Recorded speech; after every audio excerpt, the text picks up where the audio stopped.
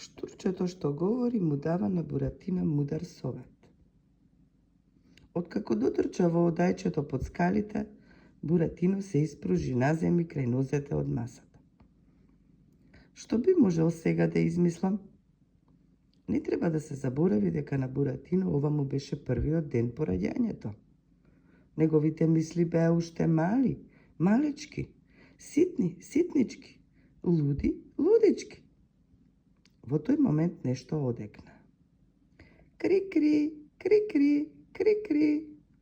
Буратино ја подигна главата гледајќи низ одајчето. Еј, кој е? Јас. Кри-кри.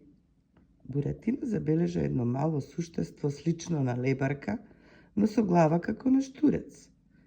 Тоа си седеше на ѕидот на огништето, тивко црцореше. Кри-кри. Гледаше со ококорени стаклести очи, шарени како дзуница и мрдаше со мустаќињата. Еј, кој си ти? Јас сум штурец што говори, рече суштеството. Живеам во оваа соба повеќе од 100 години. Овде јас сум Стопан, губи се одовде. Добро, ке си отидам. Иако ми е жал да ја напуштам собава во која сум проживеал 100 години, одговори штурецот што говори. Ама пред да си одам, послуша еден корисен совет. Многу ми се потребни совети од стар штурец.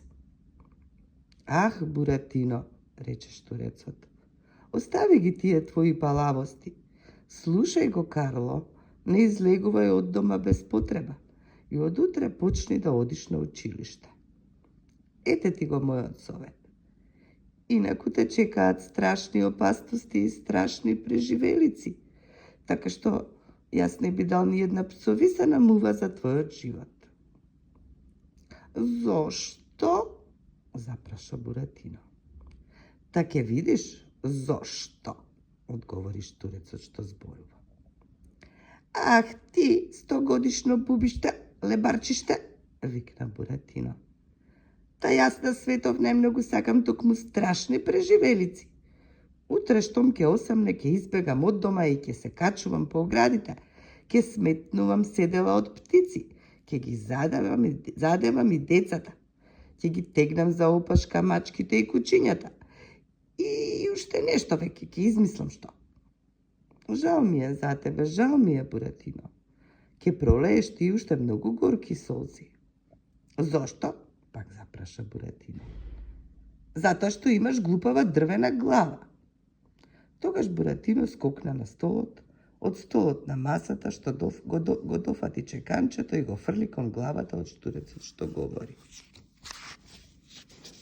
Стариот мудар штурец тешко воздивна, мрдна со мустаките и си отиде за огништето.